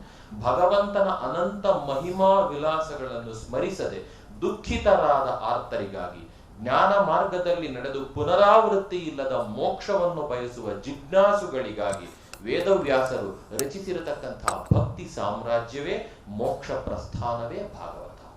What is Bhagavata? We have got only Prasthanatraya Granthas. There is Veda, Upanishad and Bhagavad Gita and Brahma Sutra. No. It is another Prasthana Grantha. ಮೋಕ್ಷಕ್ಕೆ ಪ್ರಸ್ಥಾನ ಗ್ರಂಥ ಭಾಗವತ. 18 ಪುರಾಣಗಳಲ್ಲಿ ಭಕ್ತಿಯನ್ನ ಅಧಿಕರಿಸಿ ಹೇಳತಕ್ಕಂತಹ ಒಂದು ಹೆಚ್ಚಿನ ಮಟ್ಟದ ಕೀರ್ತಿ ಭಾಗವತಕ್ಕೆ. ಇದಕ್ಕೆ ಬೇಕಿದ್ರೆ ನಮ್ಮ ದೃಷ್ಟಿಯಲ್ಲಿ, ಇದು ಬಹುಶಃ ವೈಯಕ್ತಿಕ ಕಮೆಂಟ್ ಅಂತ ಅನ್ಕೊಳ್ತೀನಿ, ವಿದ್ವಾಂಸರ ಮುಂದೆ ಒಪ್ಪಬಹುದು ಅಂತ ಭಾವಿಸ್ತೇನೆ, ಬೇಕಾಗಿರತಕ್ಕಂಥದ್ದು ಭಾಗವತವನ್ನ ಓದಲಿಕ್ಕೆ ಬೇಕಾಗಿರತಕ್ಕಂಥದ್ದು ಬುದ್ಧಿಶಕ್ತಿ ಅಲ್ಲ. ಅದಕ್ಕೆ ಬೇಕಾಗಿರತಕ್ಕಂಥದ್ದು ಅದೇನ್ ಹೇಳ್ತಾರೆ, ಇಲ್ಲೇ ಹೇಳಿದ್ದಾರಲ್ಲ, ಮುಹುರಹೋ ರಸಿಕಾ ಭುವಿ ಭಾವುಕ, ಭಾವುಕತೆ ಬೇಕು, ತನ್ಮಯತೆ ಬೇಕು. ತ್ಯಾಗರಾಜರು ರಾಮನ ವಿಗ್ರಹ ಮಾಯವಾಗಿದ್ದ ದಿವಸ ಅವರು ಅನುಭವಿಸಿದ ನೋವು ಇಡೀ ಯಾವತ್ತೂ ಅವ್ರ ಜೀವನದಲ್ಲಿ ಅನುಭವಿಸಲಿಲ್ಲ. ಅಷ್ಟು ವರ್ಣನಾತೀತವಾದ ನೋವನ್ನು ಅವರು ಅನುಭವಿಸಿದ್ರು. ವಿಗ್ರಹ ಕಾಣೆಯಾಯ್ತಷ್ಟೇ, ಅವ್ರಿಗೆ ಗೊತ್ತಿತ್ತು ಸರ್ವಂ ಕಲ್ವಿದಂ ಬ್ರಹ್ಮ ಅಂತ ಅಲ್ವೇ, ತ್ಯಾಗರಾಜರು ಗೊತ್ತಿರ್ಲಿಲ್ವೇ? ಗೊತ್ತಿತ್ತು ಖಂಡಿತ. ಆದರೂ ಸಹ ಆ ಮೂರ್ತ ರೂಪದಲ್ಲಿ ಅಮೂರ್ತವಾದ ತತ್ವವನ್ನು ನೋಡತಕ್ಕಂಥದ್ದು ಅಂತಿದೆಯಲ್ಲ, ಅಂತಹ ಭಾವುಕರಿಗಾಗಿ ಹೇಳಿ ಮಾಡಿಸಿದ್ದು ಈ ಭಾಗವತ. ಕರ್ಷಯತಿ ಆಕರ್ಷಯತಿ ಇತಿ ಕೃಷ್ಣ, ಗೊತ್ತಿದೆ, ಸಂಸ್ಕೃತ ಗೊತ್ತಿರೋರಿಗೆಲ್ಲರಿಗೂ ಗೊತ್ತಿದೆ ಕೃಷ್ಣನ ಹೆಸರು ಏನು ಅಂತ ಹೇಳಿ. ಅದರಿಂದ ಅವನಿಗೆ ಹೆಸರಿಡುವಾಗಲೇ ಹಾಗೆ ರಂಗನಾಥ್ ಹೇಳಿದಾಗೆ ಹೆಸರಿಡುವಾಗಲೇ ಎಷ್ಟು ಚೆನ್ನಾಗಿರ್ತಾರೆ ನೋಡಿ, ಅವನು ಎಲ್ಲರನ್ನೂ ಆಕರ್ಷಣೆ ಮಾಡಿದ. ಇಲ್ಲಿ ಬಹಳ ದೊಡ್ಡ ತತ್ವ ಏನಿದೆ ಅಂತಂದ್ರೆ, ಡಿ ವಿ ಜಿ ಅವರು ಹೇಳಿದ ಮೊದಲ ದೃಷ್ಟಿ ಇಲ್ಲಿ ಅತ್ಯಂತ ಪ್ರಸ್ತುತ ಅನುಗ್ರಹ ದೃಷ್ಟಿ ಅಂತ ಭಾವಿಸ್ತಾರೆ. ಆಳ್ವಾರರುಗಳು ಭಾಗವತವನ್ನ ಬಹಳ ಹೆಚ್ಚಾಗಿ ನೆಚ್ಚಿಕೊಂಡು ಅವರಲ್ಲಿ ಭಕ್ತಿ ಸಾಮ್ರಾಜ್ಯವನ್ನು ಬಹಳ ದೊಡ್ಡ ರೀತಿಯಲ್ಲಿ ನೋಡಿದ್ದಾರೆ. ನಮಗ್ ಕಾಣಿಸೋದೇನೋ, ಕೃಷ್ಣ ಮಣ್ಣು ತಿಂದ, ಬಾಯಿ ತೋರಿಸ್ದ, ಬ್ರಹ್ಮಾಂಡ ಕಾಣಿಸ್ತು. ರಾಸಲೀಲಾ ಪ್ರಕರಣದಲ್ಲಿ ಭಾಗವಹಿಸಿದ, ನಂತರ ಅವನು ಅಕ್ರೂರನಿಗೆ ಮೋಕ್ಷವನ್ನ ಕೊಟ್ಟ. ಇಷ್ಟೇನೆ ಭಾಗವತ ಕಥೆ ಅಲ್ಲ. ಇದಕ್ಕೋಸ್ಕರ ನೋಡಿ, ಭಾಗವತವನ್ನು ಓದುವಾಗ ಬಹಳ ಬಹಳ ಅವರಿಗೆ ಭಾವುಕತೆ ಅನ್ನೋದು ಬಹಳ ಮುಖ್ಯ. ಯಾತಕ್ಕೆ ಭಾವುಕತೆ ಮುಖ್ಯ ನೋಡಿ, ಪ್ರಾರಂಭದಲ್ಲೇ ಹೇಳುತ್ತೆ ಭಾಗವತ ಕಥೆ ಪ್ರಾರಂಭವಾಗಿದ್ದು ಹೇಗೆ? ವೇದವ್ಯಾಸರು ಅಷ್ಟೊತ್ತಿಗೆ ವೇದವ್ಯಾಸ ಅಂತ ಬಿರುದಾಂಕಿತರಾಗಿದ್ರು. ಅಂದ್ರೆ ವೇದವನ್ನ ವ್ಯಾಸ ಮಾಡಿದ್ರು, ವಿಭಜನೆ ಮಾಡಿಬಿಟ್ಟಿದ್ರು ಅವರು ಅಷ್ಟೊತ್ತಿಗೆ. ಅಷ್ಟೇ ಅಲ್ಲ, 4 ವೇದಗಳನ್ನು ವಿಭಜನೆ ಮಾಡಿದ್ದು ಸಾಲದು ಅಂತ 5ನೇ ವೇದವಾದ ಮಹಾಭಾರತವನ್ನು ರಚನೆ ಮಾಡಿದ್ರು. ಮಹಾಭಾರತ ಪಂಚಮೋ ವೇದ ಅನ್ನುವಷ್ಟು ದೊಡ್ಡ ಗ್ರಂಥ ಅನ್ನಿಸ್ಕೊಂಡಿತ್ತು ಲೋಕದಲ್ಲಿ. ಆದರೆ ಬೇರೆಯವರಿಗೆಲ್ಲ ವೇದವ್ಯಾಸರ ಬಗ್ಗೆ ಬಹಳ ಹೆಮ್ಮೆ ಇತ್ತು, ವೇದವ್ಯಾಸರನ್ನ ಒಬ್ಬರನ್ನ ಬಿಟ್ಟು. ಅವರಿಗೆ ಇನ್ನೂ ಮನಸ್ಸಿನಲ್ಲಿ ಅಳುಕಿತ್ತು, ಇಲ್ಲ ಸಾಲದು, ಇದೇನೋ ನಾನು ಕೆಲಸ ಮಾಡಿಲ್ಲ ಸರಿಯಾಗಿ. ಆಗ ಅಲ್ಲಿಗೆ ತ್ರಿಲೋಕ ಸಂಚಾರಿಗಳಾಗಿರ್ತಕ್ಕಂಥ ನಾರದರು ಬಂದರು. ನೋಡಿ, ಗುರುವಿನ ಪಾತ್ರ ಎಷ್ಟು ಮುಖ್ಯ ಅನ್ನೋದಕ್ಕೆ ನಾವು ನಮ್ಮ ಆರ್ಷ ಗ್ರಂಥಗಳನ್ನು ನೋಡಬೇಕು. ಅಲ್ಲಿ ಗುರುವಿನ ಪಾತ್ರವನ್ನು ಯಾರು ತರ್ತಾರೆ, ಯಾರನ್ನ ಗುರುವನ್ನಾಗಿ ಮಾಡ್ತಾರೆ ಅಂತಂದ್ರೆ, ಶ್ರೋತ್ರಿಯಂ ಬ್ರಹ್ಮನಿಷ್ಠಂ ಚ ಅಂತ ಉಪನಿಷತ್ತು ಹೇಳುತ್ತೆ. ಹಾಗೆ ಯಾವ ಕೆಲಸ ಆಗ್ಬೇಕೋ ಆ ಕ್ವಾಲಿಟಿ ಅತ್ಯಂತ ಹೆಚ್ಚು ಇರತಕ್ಕಂಥವ್ರು ಗುರುಗಳಾಗ್ಬೇಕು. ಅಲ್ಲಿ ಭಕ್ತಿಯ ಒಂದು ವಿಚಾರ ಬರಬೇಕು. ಭಕ್ತಿಗೆ ನಾರದರಿಗಿಂತ ಶ್ರೇಷ್ಠವಾದವರು ಯಾರು? ಭಕ್ತಿಯನ್ನ ಸೂತ್ರ ರೂಪದಲ್ಲಿ ಹಿಡಿದಿಟ್ರು ನಾರದ ಭಕ್ತಿ ಸೂತ್ರಗಳು ಅಂತ ಹೇಳಿ. ಅಷ್ಟೇ ಅಲ್ಲ, ಅವರು 3 ಲೋಕಗಳನ್ನು ಸಂಚಾರ ಮಾಡ್ತಾ ಇದ್ರು. ಮಹತಿ ವೀಣೆ ಜೊತೆಗೆ ಅವ್ರು ಬಿಡದೇ ಇದ್ದಿದ್ದು ಒಂದೇ, ಅದೇನು ಅಂತಂದ್ರೆ ನಾರಾಯಣ ಸ್ಮರಣೆ. ಹಾಗಾಗಿ ಇಂತಹ ನಾರದರು ವೇದವ್ಯಾಸರಿಗೆ ಕಾಣಿಸ್ಕೊಂಡು ಏನು ನಿನ್ ತೊಂದರೆ ಅಂತ ಕೇಳಿ. ಆಗ ವೇದವ್ಯಾಸರು ಹೇಳ್ತಾರೆ, ಯಾಕೋ ನನಗೆ ಮನಸ್ಸಿಗೆ ಶಾಂತಿ ಇಲ್ಲ, ಎಷ್ಟೆಷ್ಟು ಕೆಲಸ ಮಾಡಿದ್ದೀನಿ, ಲೋಕವೆಲ್ಲ ಕೊಂಡಾಡ್ತಾ ಇದ್ದಾರೆ, ನನಗೆ ಮಾತ್ರ ಮನಸ್ಸಿಗೆ ಶಾಂತಿ ಇಲ್ಲ. ನಾರದರು ಹೇಳಿದ್ರು, ನೀನ್ ಲೋಕಕ್ಕೆ ಬೇಕಾಗಿರೋ ಕೆಲಸ ಮಾಡಿದ್ಯಪ್ಪ, ನಿನಗೆ ಬೇಕಾಗಿರೋ ಕೆಲಸ ಮಾಡ್ಕೊಳ್ಳಿಲ್ಲ. ಆತ್ಮಾರ್ಥೆ ಪೃಥಿವೀಂ ತ್ಯಜೇತ್ ಅಂತ ಏನಿದೆ ಅದನ್ನು ನೀನು ಮಾಡಲಿಲ್ಲ. ಆದ್ರಿಂದ ಈಗ ಒಂದು ಕೆಲಸ ಮಾಡು, ಯಾರು ಮೋಕ್ಷವನ್ನ ಕೊಡ್ತಾರಲ್ಲ ಅವನನ್ನ ವರ್ಣಿಸಿ, ಅವನ ಲೀಲಾ ವಿಲಾಸಗಳನ್ನ ವರ್ಣಿಸಿ, ಅವನ ತತ್ವವನ್ನ ನೀನು ಹೇಳಿಬಿಟ್ರೆ ನಿನ್ನ ಮನಸ್ಸಿಗೆ ಈಗಲೇ ಇಲ್ಲಿಯೇ ನೆಮ್ಮದಿ ಉಂಟಾಗುತ್ತೆ ಅಂತ ಹೇಳಿದ್ರು. ವೇದವ್ಯಾಸರು ಅದನ್ನ ಪರಿಪಾಲಿಸಿ 18,000 ಶ್ಲೋಕಗಳಲ್ಲಿ ಶ್ರೀ ಭಾಗವತ ಮಹಾಪುರಾಣವನ್ನು ರಚನೆ ಮಾಡ್ತಾರೆ. ರಚನೆ ಮಾಡಿ ಮನಃಶಾಂತಿಯನ್ನು ಹೊಂದಿದರು ಅಂತ ಹೇಳುತ್ತೆ. ಇನ್ನು ಕಥೆಯ ಪ್ರಾರಂಭ ಇದೆಯಲ್ಲ, ಅದು ಅಷ್ಟೇ ತತ್ವಕ್ಕೆ ಬಹಳ ಸೂಕ್ತವಾದ ಪ್ಲಾಟ್ಫಾರ್ಮ್ ಅಂತ ಹೇಳ್ತೀವಿ. ಪರಿಸರ ವಾತಾವರಣ ನಿರ್ಮಾಣ ಮಾಡತಕ್ಕಂಥದ್ದು ಎಷ್ಟು ಅದ್ಭುತವಾಗಿದೆ ಅಂತಂದ್ರೆ, ಕಥೆಯನ್ನ ಕೇಳ್ತಾ ಇರ್ತಕ್ಕಂಥವನು ಯಾರು? ಜೀವನವನ್ನ ಇನ್ನು 7 ದಿನಗಳು ಮಾತ್ರ ನೋಡ್ತೇನೆ ಸೂರ್ಯನನ್ನ, ಹಗಲು ರಾತ್ರಿಗಳನ್ನ ಅಂತ ಇರ್ತಕ್ಕಂಥವನು ಪರೀಕ್ಷಿತ್ ಮಹಾರಾಜ. ಅಷ್ಟೇ ಅಲ್ಲ, ಮತ್ತು ಕಥೆಯನ್ನು ಹೇಳ್ತಾ ಇರೋರು ಯಾರು? ಪರೀಕ್ಷಿತನಿಗೆ. ಅವರು ಶೃಂಗಾರ ಕಾವ್ಯ ಅರೇಬಿಯನ್ ನೈಟ್ಸ್ ಹೇಳ್ತಕ್ಕಂಥ ಗುರುಗಳು ಅಲ್ಲ, ಅವರು ಶುಕ ಮಹಾಮುನಿಗಳು. ಶುಕರು ಬಂದ್ರೆ ಪ್ರತೀತಿ ಹೀಗಿರ್ತಾ ಇತ್ತಂತೆ, ವ್ಯಾಸರು ನಡ್ಕೊಂಡು ಹೋದ್ರೆ ಅಕಸ್ಮಾತ್ ಯಾರಾದ್ರೂ ಅಲ್ಲಿ ಸ್ತ್ರೀಯರು ಸ್ನಾನವನ್ನು ಮಾಡ್ತಾ ಇದ್ರೆ ಬೇಗ ಓಡೋಗಿ ಬಟ್ಟೆಗಳನ್ನ ಹಾಕೊಳ್ತಾ ಇದ್ರಂತೆ ನದಿ ತೀರದಲ್ಲಿ. ಶುಕರು ನಡ್ಕೊಂಡು ಹೋಗ್ತಾ ಇದ್ರೆ ಯಾರು ಏನು ಯೋಚನೆ ಮಾಡ್ತಿರ್ಲಿಲ್ಲಂತೆ. ಅಂತ ಬ್ರಹ್ಮಜ್ಞಾನಿಗಳು ಶುಕರು. ಅವರಿಗೆ ಸ್ತ್ರೀ ಪುಂ ಭೇದ ಅನ್ನೋದು ಇರಲಿಲ್ಲ. ಅಂತಹ ಶುಕ ಮಹಾಮುನಿಗಳು ಪರೀಕ್ಷಿತ್ ರಾಜನಿಗೆ ಧೈರ್ಯವನ್ನ ತುಂಬಬೇಕು. ಅಪ್ಪ, ಸಾವು ದೊಡ್ಡದಲ್ಲ, ಮರಣ ದೊಡ್ಡದಲ್ಲ, ಜೀವನ್ಮುಕ್ತನಾಗತಕ್ಕಂಥದ್ದು ದೊಡ್ಡದು. ಆದ್ರಿಂದ ನೀನು ಇರತಕ್ಕಂಥ ಈ 7 ದಿವಸಗಳಲ್ಲಿ ಒಳ್ಳೆಯ ಕೆಲಸವನ್ನ ಮಾಡು, ಒಳ್ಳೆಯ ಸದ್ವಿಚಾರವನ್ನ ನೀನು ತಿಳ್ಕೋ, ನಿನಗೆ ಮೃತ್ಯುವಿನ ಭಯ ಕಡಿಮೆ ಆಗುತ್ತೆ. ಮೃತ್ಯುವು ನಿನ್ನನ್ನು ಆವರಿಸಿಕೊಳ್ಳೋದಕ್ಕಿಂತ ಮುಂಚೆಯೇ you will win over him. ಇದನ್ನ ಮಾಡಬೇಕಾಗಿದ್ದಕ್ಕೆ ಸಂದರ್ಭ. ಆಗ ಅವರು ಭಾಗವತ ಕಥೆಯನ್ನು ತೆಗೆದುಕೊಳ್ತಾರೆ, ಕೃಷ್ಣನ ಕಥೆಗಳನ್ನು ತೆಗೆದುಕೊಳ್ತಾರೆ. ಮಹಾಭಾರತಕ್ಕಿಂತ ಇಲ್ಲಿ ಭಿನ್ನವಾಗಿ ಬರುತ್ತೆ ಭಾಗವತ. ಮಹಾಭಾರತದಲ್ಲಿ ಬರ್ತಕ್ಕಂಥದ್ದೇ ಕೃಷ್ಣನ ಪ್ರೌಢನಾಗಿರ್ತಾರೆ, ದ್ರೌಪದಿ ಸ್ವಯಂವರದಲ್ಲಿ ಮೊದಲು ಕಾಣಿಸ್ಕೊಳ್ತಾರೆ. ಆದ್ರೆ ಭಾಗವತದಲ್ಲಿ ಹಾಗಲ್ಲ, ಕೃಷ್ಣನ ಬಾಲ ಲೀಲೆಗಳನ್ನು ಹೇಳಿದ್ದಾರೆ. ಒಬ್ಬ ಮಹಾಮಹಿಮನಾದ ವ್ಯಕ್ತಿ ಚಿಕ್ಕಂದಿನಿಂದ ಗಿಡವಾಗಿ ಬಗ್ಗಿದ್ದೆಲ್ಲ ಅದಕ್ಕೆ ಬೆಳೆಯುವ ಪೈರೆಲ್ಲ ಮೊಳಕೆಯಲ್ಲಿ ಅಂತ ಹೇಳಕ್ ಆಗಲ್ಲ. ಎಷ್ಟೋ ಜನ ಚಿಕ್ಕದಲ್ಲಿ ಪ್ರತಿಭೆ ಇರ್ತಾರೆ, ಆದ್ರೆ ದೊಡ್ಡವರಾದ್ಮೇಲೆ ಅವ್ರ ಪ್ರತಿಭೆ ಕಾಣಿಸ್ಕೊಳ್ಳಲ್ಲ. ಆದ್ರೆ ನಿಜವಾಗಿಯೂ ಅತ್ಯಂತ ಪ್ರತಿಭಾವಂತರು ಚಿಕ್ಕ ವಯಸ್ಸಿನಿಂದಲೂ ಆ ಪ್ರತಿಭೆ ಅನ್ನತಕ್ಕಂಥದ್ದನ್ನ ತಮ್ಮೊಳಗೆ ಇಟ್ಟುಕೊಂಡು, ಅದು ಹೊರಗಡೆಯಿಂದ ಬರ್ತಕ್ಕಂಥದ್ದಲ್ಲ ಪ್ರತಿಭೆ, ಅದನ್ನ ತಮ್ಮಲ್ಲಿ ಇಟ್ಕೊಂಡಿರ್ತಾರಲ್ಲ, ಅದರ ಪ್ರತಿಭೆ ಆಗಾಗ ಬೆಳಕು ಬರ್ತಾ ಇರ್ತಕ್ಕಂಥದ್ದು ಶ್ರೀಕೃಷ್ಣನ ಉದಾಹರಣೆಯಿಂದ ತಿಳಿಯುತ್ತೆ ನಮಗೆ. ಅವನು ಕೇವಲ ಜಗತ್ ಬಾಯಿನಲ್ಲಿ ಬ್ರಹ್ಮಾಂಡ ತೋರಿಸಿದಷ್ಟೇ ಅಲ್ಲ, ಅನೇಕ ರಾಕ್ಷಸರಿಗೆ, ಅನೇಕ ಶಾಪಗ್ರಸ್ತ ಗಂಧರ್ವರಿಗೆ ಮೋಕ್ಷವನ್ನ ಆ ಚಿಕ್ಕ ವಯಸ್ಸಿನಿಂದಲೇ ಕೊಡ್ತಾನೆ. ಅಂತಹ ಸಂದರ್ಭದಲ್ಲಿ ಆ ಭಾಗವತ ಏನ್ ಹೇಳುತ್ತೆ ಅಂತಂದ್ರೆ, ಇದರ ತತ್ವ ಇಷ್ಟೇನೆ, ಭಗವಂತನಿಗೆ ಬೇಕಾದಂತ ರೀತಿಯಲ್ಲಿ ನಾವು ಇದ್ದರೆ, ಭಗವಂತನಿಗೆ ಬೇಕಾದ ರೀತಿಯಲ್ಲಿ ನಾವು ಇದ್ದರೆ, ನಾವು ಕಲಿಯೋ ತನಕ ವೆಯ್ಟ್ ಮಾಡೋದಿಲ್ಲ ಭಗವಂತ. ಅವನು ತಾನಾಗಿ ಎಲ್ಲಿ ಬೇಕೋ ಅಲ್ಲಿ ಹೋಗಿ ಯಾರಿಗೆ ಬೇಕೋ ಅದನ್ನು ಕೊಟ್ಬಿಟ್ಟು ಬರ್ತಾನೆ, ಏನನ್ನು ಬೇಕೋ ಅದನ್ನ ಈ ಕೃಷ್ಣಾವತಾರ ಬಹಳ ಚೆನ್ನಾಗಿ ತೋರಿಸಿದೆ. ಅದನ್ನ ನಾರದರು ಕೂಡ ಹೇಳ್ತಾರೆ. ಎಷ್ಟು ಚೆನ್ನಾಗಿ ಹೇಳ್ತಾರೆ ಅಂತಂದ್ರೆ, ನೋಡಿ, ಇಡೀ ಭಾಗವತದಲ್ಲಿ ಯಾರ್ಯಾರು ಯಾವ ರೀತಿಯಲ್ಲಿ ಕೃಷ್ಣನನ್ನ ಧ್ಯಾನಿಸ್ತಾ ಇರಲಿಕ್ಕೆ ಇಲ್ಲಿ ನಾರದರು ಅದೇ ಭಾಗವತದಲ್ಲಿ ಒಂದು ಶ್ಲೋಕ ಹೇಳ್ತಾ ಇದ್ದಾರೆ. ಗೋಪ್ಯ ಕಾಮಾದ್ ಭಯಾತ್ ಕಂಸಃ ದ್ವೇಷಾದ್ ಚೈತ್ಯಾಲಯೋ ನೃಪಾಃ ಸಂಬಂಧಾದ್ ವಿಷ್ಣಯ ಸ್ನೇಹಾದ್ ಯೂಯಂ ಭಕ್ತ್ಯಾ ವಯಂ ವಿಭೋ. ಎಷ್ಟು ಹೇಳ್ತಾ ಇದ್ದಾರೆ ನೋಡಿ, ಒಬ್ಬೊಬ್ಬರು ಒಂದೊಂದು ರೀತಿಯಲ್ಲಿ ನೋಡ್ತಾ ಇದ್ದಾರೆ. ಅವರವರಿಗೆ ಏನೇನ್ ಬೇಕು ಎಲ್ಲವನ್ನು ಭಗವಂತ ಕೊಟ್ಟಿದ್ದಾನೆ. ಗೋಪಿಯರು ಆ ಕಾಮದಿಂದ ನೋಡಿದ್ರು, ಅವರ ಒಂದು ತೃಪ್ತಿ ಮಾಡಿದ ಭಗವಂತ. ಮತ್ತು ಕಂಸ ದ್ವೇಷದಿಂದ ನೋಡಿದ, ಅವನಿಗೆ ಮೋಕ್ಷವನ್ನ ಕೊಟ್ಟ. ಚೇದಿರಾಜನಾದ ಶಿಶುಪಾಲ 100 ತಪ್ಪುಗಳು ಮಾಡಿದ್ರು ಕ್ಷಮಿಸಿದ, 101 ತಪ್ಪಿಗೆ ಅವನಿಗೂ ಮೋಕ್ಷವನ್ನ ಕೊಟ್ಟ. ಇಲ್ಲಿ ಮೋಕ್ಷ ಅಂತಕ್ಕಂಥ ಕಾನ್ಸೆಪ್ಟ್ ಅಗೇನ್ ದೇಹಪಾತ ಅಂತ ಅಲ್ಲ, ನಾವು ಮೊದಲು ಹೇಳಿದ್ದೀವಿ. ಆ ದೃಷ್ಟಿಯಲ್ಲಿ ಅಜ್ಞಾನದಿಂದ ಬಿಡುಗಡೆ, ಪರಬ್ರಹ್ಮ ತತ್ವ ಆಗಿರ್ತಕ್ಕಂಥ ಕೃಷ್ಣನನ್ನ ಚೋರ ಜಾರ ಅಂತ ಕರೆದಿದ್ದೇ ಅಜ್ಞಾನ. ಅದರಿಂದ ಬಿಡುಗಡೆ ಸಿಕ್ತು ಕಂಸನಿಗೂ ಚೇದಿರಾಜ. ಅದರಿಂದ ಈ ರೀತಿಯಾಗಿ ಮೋಕ್ಷವನ್ನು ಕೊಟ್ಟ. ವೃಷ್ಣಿಗಳು ಬಂಧುಗಳು ಅಂತ ನೋಡ್ತಾ ಇದ್ದಾರೆ, ನೀವುಗಳು ಸ್ನೇಹಿತ ಅಂತ ನೋಡ್ತಾ ಇದ್ದೀರಪ್ಪ ಪಾಂಡವರು. ನಾವು ಏನ್ ನೋಡ್ತಾ ಇದ್ದೀವಿ ಅಂತಂದ್ರೆ ಭಗವಂತ ಅನ್ನುವ ರೀತಿಯಲ್ಲಿ ನಾವು ಕೃಷ್ಣನನ್ನು ನೋಡ್ತಾ ಇದ್ದೇವೆ. ಹೀಗೆ ಯಾರು ಕೃಷ್ಣನನ್ನ ಯಾವ ದೃಷ್ಟಿಯಿಂದ ಭಗವದ್ಗೀತೆಯಲ್ಲಿ ಹೇಳೇ ಇದ್ದಾರೆ. ಭಗವಂತ ಯಾವ ರೂಪದಲ್ಲಿ ನೀವು ಬಂದು ನಮಗೆ ಅರ್ಚನೆ ಮಾಡ್ತೀರಿ, ನನ್ನನ್ನು ಯಾವ ಭಕ್ತ ಯಾವ ರೀತಿಯಲ್ಲಿ ಸೇರಿಸ್ತಾನೆ, ಅವನಿಗೆ ನಾನು ಆ ಮೋಕ್ಷವನ್ನ ಅವನಿಗೆ ಕೇಳಿದ್ದನ್ನೆಲ್ಲ ಇಷ್ಟ ಆಗ್ತದೆ. ಇಂತಹ ಉದಾತ್ತವಾಗಿರ್ತಕ್ಕಂಥ ಮಹಾವಿಷ್ಣುವಿನ ಒಂದು 8ನೇ ಅವತಾರ ಈ ಭಗವಂತ ಶ್ರೀಕೃಷ್ಣ. ಇಲ್ಲಿ ಕಥೆಯನ್ನ ಹೇಳಿದ ಮಾತ್ರಕ್ಕೆ ಹಾಗಿದ್ರೆ ಭಾಗವತ ಮೋಕ್ಷ ಗ್ರಂಥ ಅಂತ ಹೇಗೆ ಅನಿಸ್ಕೊಳ್ತು ರಂಗನಾಥ್ ಅವರು? 11:20 ಇದು ನಮ್ಗೆ ಅಭ್ಯಾಸ ಆಗ್ಬಿಟ್ಟಿದೆ. ನಾವು ಉಪನ್ಯಾಸ ಹೋಗ್ಬೇಡ, ರಂಗನಾಥ್ ಅವರು ಚೆನ್ನಾಗಿ ಗೊತ್ತು. ಒಂದ್ ಕಡೆ ಉಪನ್ಯಾಸಕ್ಕೆ ಹೋಗ್ತೀವಿ, ಬಹಳ ಒಳ್ಳೆ ಶಿಸ್ತಿನ ಜನ ಅವರು. 6 ಗಂಟೆ ಕರೆಕ್ಟ್ ಆಗಿ ಬರ್ತಾರೆ, ನೀವು ಬರ್ದೇ ಹೋದ್ರೆ ಅವ್ರು ವೇಟ್ ಮಾಡ್ತಾ ಇರ್ತಾರೆ. 7 ಗಂಟೆಗೆ ನೀವು ಮಾತಾಡ್ತಾ ಇದ್ರು ಎದ್ದು ಹೋಗ್ತಾ ಇರ್ತಾರೆ. ಸೊ ಹಾಗಾಗಿ ಶಿಸ್ತಿನ ಜನ ಅವರು, ಹಾಗಾಗಿ ನಾವು ಟೈಮ್ ನೋಡ್ತಾ ಇರ್ತೇವೆ.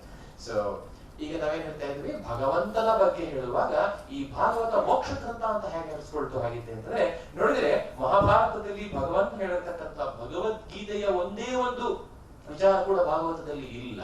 ಆದ್ರೆ ಇಲ್ಲೇ ಒಂದು ಉದ್ಧವ ಗೀತಾ ಅಂತ ಒಂದಿದೆ, ಅನೇಕ ಪುಟ್ಟ ಪ್ರಸಂಗಗಳಿದೆ.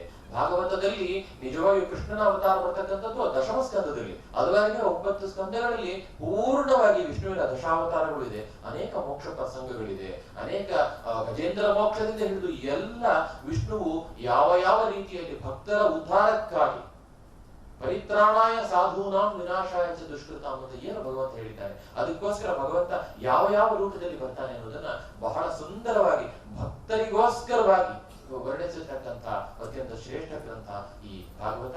ಅದರ ಪ್ರಕಾರವಾಗಿ ನೋಡ್ತಾ ಇದ್ದಾಗ ದಶಮ ಸ್ಕಂದದಲ್ಲಿ ಏನು ಶ್ರೀಕೃಷ್ಣನ ಅವತಾರ ಆಗುತ್ತೆ, ಆ ನಂತರದಲ್ಲಿ ದಶಮ, ಏಕಾದಶ, ದ್ವಾದಶ ಸ್ಕಂದಗಳ ಪೂರ್ಣವಾಗಿ ಕೃಷ್ಣಾವತಾರವೇ ಸಮಾಪ್ತವಾಗಿ ಕಡೆಯಲ್ಲಿ ಬುದ್ಧ ಕಲ್ಕಿ ಅಂತ ಹೇಳಿ ಈ ಪುರಾಣಗಳ ಲಕ್ಷಣ ಅದರಲ್ಲಿ ಹೇಳಬೇಕು ಅಂತ ಔಪಚಾರಿಕವಾಗಿ ಹೇಳಿದ್ದಾರೆ.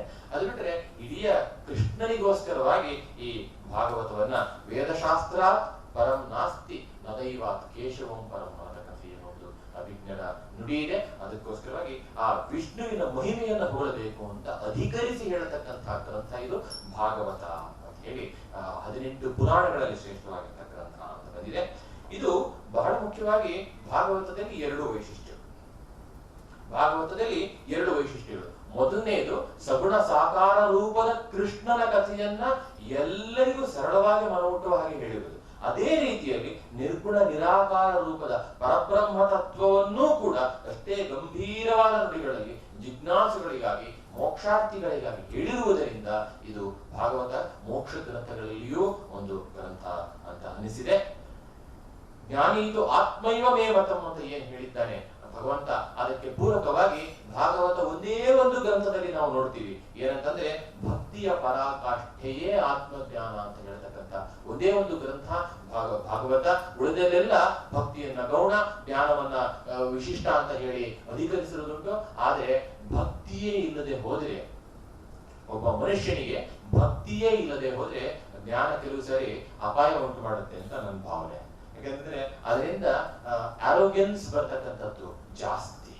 ಆದ್ದರಿಂದಲೇ ಬಹಳಷ್ಟು ಜನಗಳು ವೇದಾಂತ ಪರಿಚಯ ಇರೋರು ನೀವು ನೋಡಿ, ವೇದಾಂತ ವಾಕ್ಯ ಒಂದೇ ಒಂದು ತತ್ವಮಸಿ, ಅಹಂ ಬ್ರಹ್ಮಾಸ್ಮಿ ತತ್ವಮಸಿ, ಎರಡೇ. ಇದನ್ನು ತಿಳ್ಕೊಳಕ್ಕೆ ಒಂದಷ್ಟು ಕಂಡೀಷನ್ಸ್ ಮುಂಚೆ ಹಾಕಿದ್ದಾರೆ. ನಾವು ಒಪ್ಕೊಳ್ತೀವೋ ಬಿಡ್ತೀವೋ ಬೇರೆ ವಿಷಯ. ಆ ತಿಳ್ಕೊಳಕ್ಕೆ ಒಂದಷ್ಟು ಕಂಡೀಷನ್ಸ್ ಮುಂದೆ ಹಾಕಿದ್ದಾರೆ. ಆ ಕಂಡೀಷನ್ಸ್ ಏನಪ್ಪಾ ಅಂತಂದ್ರೆ ಆಶ್ಚರ್ಯ ಆಗುತ್ತೆ. ಕಂಡೀಷನ್ಸ್ ಇದಕ್ಕೂ ಏನು ಸಂಬಂಧ ಇದೆ ಅಂತ ಅವ್ರು ಹೇಳ್ತಾ ಇದ್ದಾರೆ. ಶಮ ದಮಾದಿ ಷಟ್ ಸಂಪತ್ ಅಂತ ಹೇಳ್ತಾರೆ. ಶಮೆ ದಮೆ ಉಪರತಿ ತಿತಿಕ್ಷಾ ಶ್ರದ್ಧಾ ಸಮಾಧಾನ ಅಂತ ಏನಿದೆ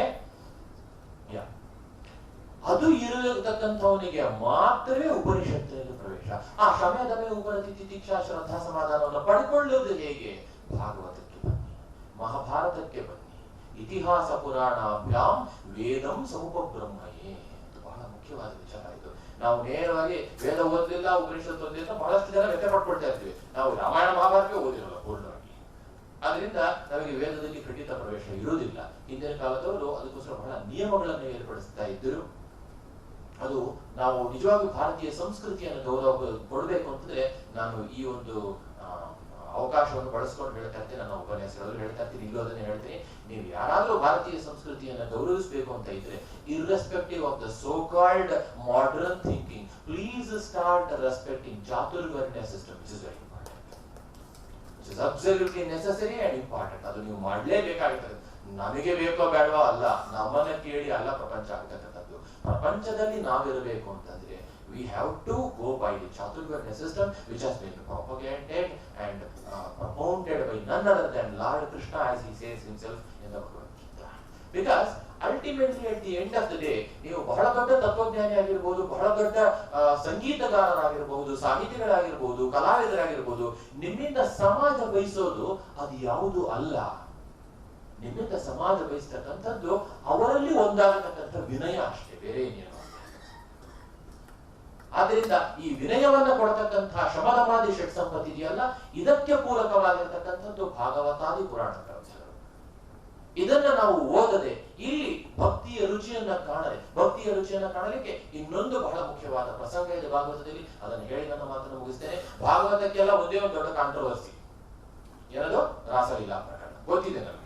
ಇದನ್ನ ಬಹಳ ಚೆನ್ನಾಗಿ ನಮ್ಮ ಪ್ರೊಫೆಸರ್ KS ನಾರಾಯಣಾಚಾರ್ಯರು ಅವರ ರಾಮಾಯಣ ಒಂದು ವಾಸ್ತು ಪ್ರಪಂಚ ಅಂತ ಪುಸ್ತಕ ಬರೆದಿದ್ದಾರೆ. ಅದರಲ್ಲಿ ಅವ್ರು ಬರೀತಾರೆ, ರಾಮನ ವಾಲಿಯನ್ನ ಮರೆಯಿಂದ ಕೊಂದದ್ದು ತಪ್ಪು ಅಂತದ್ದು ನಾವು ಮಾತ್ರ ಅಲ್ಲ, ವಾಲಿಯೂ ಕೇಳೋದು ಹಾಗಂತ.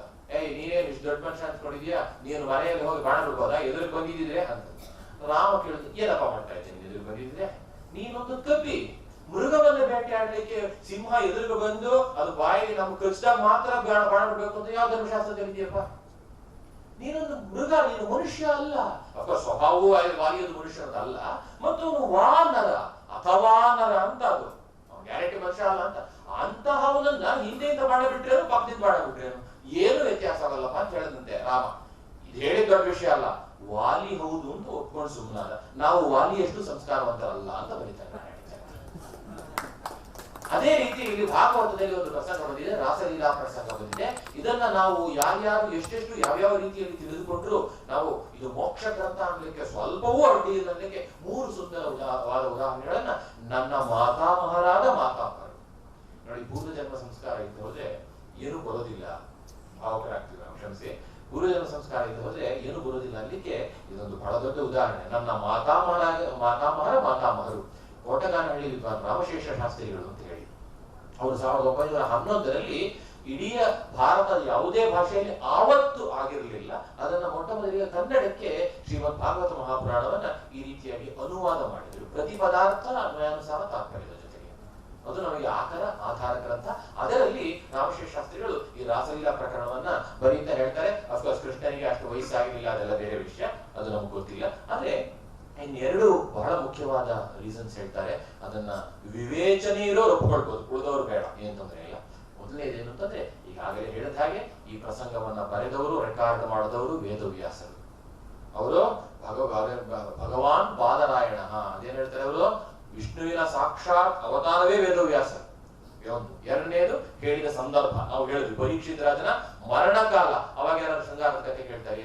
ಯಾವತ್ತೋ ಬರೋ ಮರಣವನ್ನು ಸ್ವಲ್ಪ ಜ್ಞಾಪಿಸ್ಕೊಂಡ್ರೆ ನಮಗೆ ಶೃಂಗಾರ ಇರಲಿ, ಎಲ್ಲ ಭಾವನೆಗಳು ಹೋಗ್ಬಿಡುತ್ತೆ, ಭಯ ಒಂದೇ ಬರ್ತಕ್ಕಂಥದ್ದು. ಇನ್ನು 7 ದಿವಸ ಮರಣ ಬರುತ್ತೆ ಅಂತ ಗ್ಯಾರಂಟಿ ಇರುವಾಗ ಅವನಿಗೆ ಶೃಂಗಾರ ಬೇಕಾಗುತ್ತೆ. ಯಾರಾದ್ರೂ ಕೇಳೋ ವಿವೇಕಿ ಆಗಿಲ್ಲ ಅಂದ್ರೆ ಹೇಳೋ ವಿವೇಕಿ ಆಗಬೇಕಾದ್ರೆ, ಆದ್ದರಿಂದ ಅಂತಹ ಸಂದರ್ಭ ಖಂಡಿತ ಶೃಂಗಾರಕ್ಕೆ ಮಾಡಿಸಿದ್ದಲ್ಲ.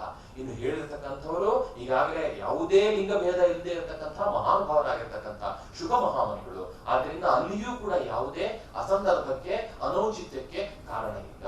ಅದಲ್ಲದೆ ಇದು ಶತಶತಮಾನಗಳ ಹಿಂದೆ ನಡೆದಿದ್ದಲ್ಲ, ಸುಮಾರು 14 ಶತಮಾನ, ನನಗೆ ಗೊತ್ತಿಲ್ಲ, ಅವ್ರು ಕರೆಕ್ಟ್ ಮಾಡಬೇಕು. ಶ್ರೀಧರ ಸ್ವಾಮಿಗಳು ಅಂತ ಒಬ್ಬರು ಇದ್ರು. ಅವರು ಅದ್ವೈತ ಪರವಾಗಿ ಭಾಗವತಕ್ಕೆ ವ್ಯಾಖ್ಯಾನವನ್ನು ಬರೆದಿದ್ದಾರೆ. ಅವರು ಹೇಳ್ತಾರೆ, ರಾಸ ಪಂಚಾಧ್ಯಾಯಿ, ಈ 5 ಅಧ್ಯಾಯಗಳಲ್ಲಿ ಇರತಕ್ಕಂತಹ ರಾಸಲೀಲಾ ಪ್ರಕರಣವನ್ನ ಮೋಕ್ಷ ಪರವಾಗಿ ಇರುವುದರಿಂದ ನಾವು ಅನುವಾದ ವ್ಯಾಖ್ಯಾನ ಬರೀತಾ ಇದೀವಿ, ಸ್ಕಿಪ್ ಮಾಡ್ತಾ ಇದ್ವಿ ಅಂತ ಅರ್ಥ. ಅಂತಹ ಮಹಾಮಹಿಮರಾಗಿರ್ತಕ್ಕಂಥ ಸನ್ಯಾಸಿಗಳಾಗಿರ್ತಕ್ಕಂಥ ಶ್ರೀಧರ ಸ್ವಾಮಿಗಳು ಕೂಡ ಈ ರಾಸ ಪಂಚಾಧ್ಯಾಯಿ 5 ಅಧ್ಯಾಯದಲ್ಲಿ ರಾಸಲೀಲಾ ಪ್ರಕರಣ, ಅದಕ್ಕೆ ವ್ಯಾಖ್ಯಾನವನ್ನು ಬರೆದಿದ್ದಾರೆ. ಆದ್ದರಿಂದ ಇದು ಖಂಡಿತ. ಮತ್ತೆ ಅದನ್ನ ಕೋಟಗಾನಹಳ್ಳಿ ರಾಮಶೇಷ ಶಾಸ್ತ್ರಿಗಳು ಈ ಪುಸ್ತಕದಲ್ಲಿ ಗೂಢಾರ್ಥ ದೀಪಿಕಾ ಅನ್ನುವ ಹೆಸರಿನಲ್ಲಿ ಶ್ರುತಿ ಪರವಾಗಿ, ಅಂದ್ರೆ ಅಲ್ಲಿ ಪರಮಾತ್ಮನೇ, ಅಂದ್ರೆ ಶ್ರೀಕೃಷ್ಣನೇ ಪರಬ್ರಹ್ಮ ತತ್ವ, ಗೋಪಿಕೆಯರೇ ವೇದಗಳು, ಎಷ್ಟು ಚೆನ್ನಾಗಿದೆ ನೋಡಿ, ಗೋಪಿಕೆಯರೇ ವೇದಗಳು. ಆದ್ರಿಂದ ವೇದಕ್ಕೆ ಏನು ತಾತ್ಪರ್ಯ, ಪರಬ್ರಹ್ಮವನ್ನ ಹೇಳುವುದರಲ್ಲಿಯೇ ತಾತ್ಪರ್ಯ ಹೊರತು ಲೋಕವನ್ನು ಹೊಗಳೋದ್ರಲ್ಲಿ ತಾತ್ಪರ್ಯ ಇಲ್ಲ ಅಂತ ಆದರೂ ಒಂದು ಬಹಳ ಮುಖ್ಯ. ಅದಕ್ಕೋಸ್ಕರ ಗೋಪಿಕೆಯರು ಯಾಕೆ ಕೃಷ್ಣನ ಹತ್ರ ಹೋಗ್ಬೇಕು ಅಂತ ಹೇಳ್ತಿದ್ರೆ, ವೇದಗಳು ಪರಮಾತ್ಮನಲ್ಲಿ ತಾತ್ಪರ್ಯ, ಲೋಕದಲ್ಲಿ ತಾತ್ಪರ್ಯ ಇಲ್ಲ. ಅದಕ್ಕೋಸ್ಕರ ಯಾರಾದ್ರೂ ದಯವಿಟ್ಟು ಅರ್ಥ ಮಾಡಿಕೊಳ್ಳಿ, ಇನ್ಮೇಲೆ ಅದನ್ನ ಜ್ಞಾಪಕ ಇಟ್ಕೊಳ್ಳಿ. The very first creation of world was discussed in Vedas.